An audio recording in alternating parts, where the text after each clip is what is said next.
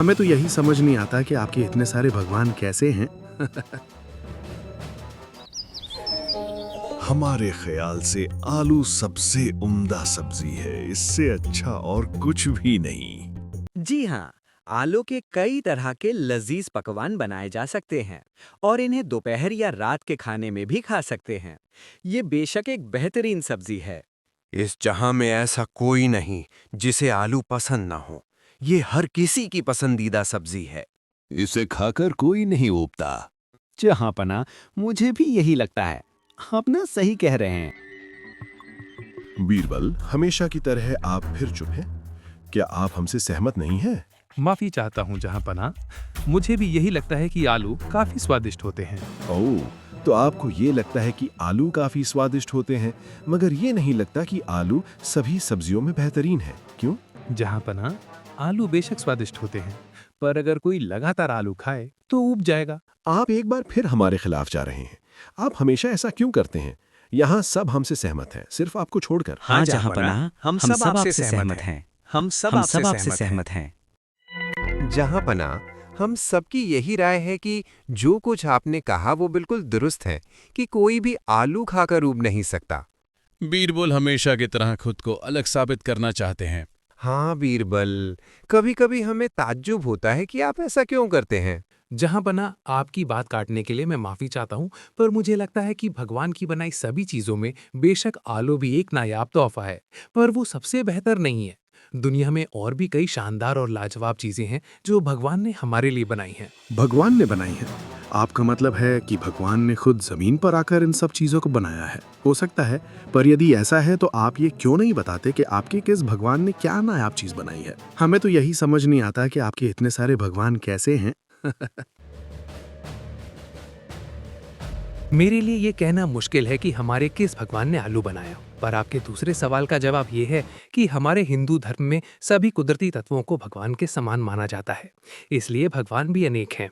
ये हमारे सवाल का पूरा जवाब नहीं है, लेकिन कुछ और भी है जो हमें आपकी धार्मिक कथाओं में बड़ा बेवकूफाना लगता है। क्यों भगवान खुद ही जन्नत से नीचे आते हैं अपनी बनाई हुई चीजों को बचाने?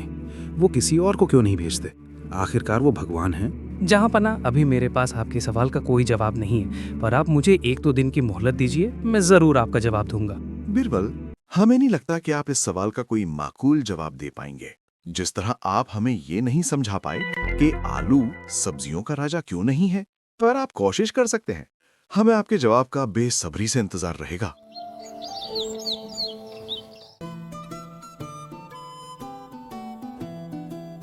बीरबल, आपको खाना पसंद आ रहा है? जी हाँ जहाँ पना, खाना बड़ा ही स्वादिष्ट है। वाह, सिपाही, खान सामा को अभी यहाँ पेश करो हमारे सामने। क्या बात है जहाँ पना। कुछ नहीं। खान सामा, तुमने खाने में क्या बनाया है? क्या इन पकवानों में कहीं कोई गड़बड़ है जहाँ पना? तुम हमें बताओ, क्या गड़बड़ है? तुम हमें बताते क्यों नहीं कि तुमने कौन कौन से पकवान बनाए हैं? जहाँ पना, शुरुआत के लिए मैंने मसाला आलू बनाया। ये पकवान दम आलू है। ये है मसले हुए आलू, रसीला लाल तरी के साथ में तली हुई आलू की टिक्कियाँ, इसके साथ ही आलू का सलाद, और पैर है मीठी आलू खाने के बाद के लिए। और जहाँ पना, मैंने खुद सभी पकवानों को चखा है, किसी में कोई कमी नहीं है। हाँ, किसी में कोई कमी नहीं है, पर ये सब पकवान आलू के ही क्यों हैं? और कोई पकवान और किसी सब्जी के क्यों नहीं बनाए? अभी फौरन कोई और पकवान बनाकर लाओ मेरे लिए। क्या हम सिर्फ आलू ही खाएंगे? जहाँ पना, मुझे कहा गया था कि आपको आलू अच्छा लगता है और आप उसे किसी भी तरह से खाने में पसंद करते हैं, इसीलिए मैंने तमाम आलू के ही पकवान बनाए हैं। हाँ, हमें आलू पसंद है, पर इसका मतलब ये तो नहीं कि हम सिर्फ आलू ही खाएं।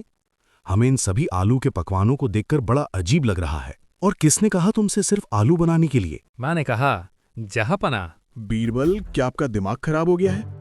आपने ऐसा क्यों किया? माफी चाहता हूँ जहाँ पना, पर कल तो आप आलू के फायदों पर बात कर रहे थे और आपने कहा था कि आप आलू कभी भी और किसी भी रूप में हमेशा खाना पसंद करते हैं। ठीक है बीरबल, हम समझ गए। कोई भी शख्स सिर्फ आलू ही खाकर जी नहीं सकता। ठीक है, हमें बीरबल से बहस करने की काफी सजा मिल गई है। अब हमें खाने में आलू के अलावा कुछ और दिया जाए। बीरबल, ज्यादा खुश होने की जरूरत नहीं है। अभी तक आपने अपने भगवान के बारे में हमारे सवाल का जवाब नहीं दिया है। जहाँ पना, मुझे आपका सवाल याद है। आपको 1-2 दिनों में जवाब मिल जाएगा। ओह, आपको इतना भरोसा है खुद पर हमें नहीं लगता कि आप कोई माकूल जवाब देकर हमें यकीन दिला पाएंगे। चलो छोड़ो, हम ही आपको माफ करते हैं।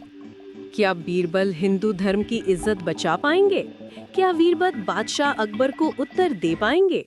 नेक्स्ट पार्ट देखने के लिए कमेंट करें।